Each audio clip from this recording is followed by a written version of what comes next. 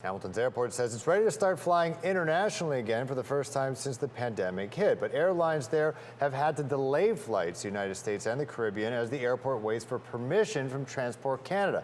Emily Tayler joins us from John C. Munro Airport with more information. Emily. Phil, WestJet and Swoop Airlines are still allowed to fly domestically out of Hamilton's International Airport, but they're not currently allowed to fly to or from international destinations from this location. That's even as travel is bouncing back in the pandemic. This is due to some federal travel regulations and restricting them. The travel industry was hard hit in 2020 as the world went into lockdown.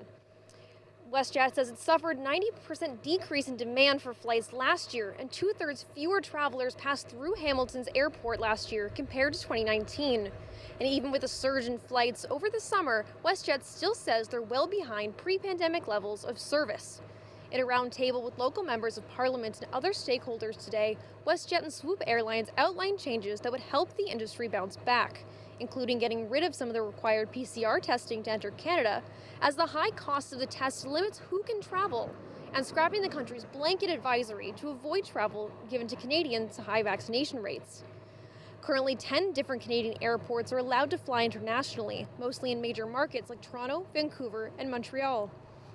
WestJet and Swoop had hoped to start international flights from Hamilton to the southern U.S. and Caribbean this month, but had to delay those flights till at least November and into December as they wait for word from Transport Canada.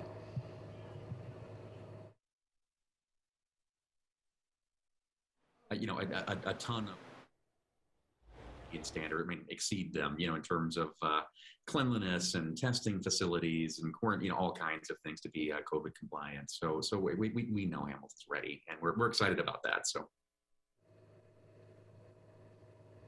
Well, airlines are hoping to get that approval as soon as possible. They don't yet have a timeline for when that's going to happen. But the president of Swoop says he's cautiously optimistic about their November flights and keeping those dates. Back to you inside.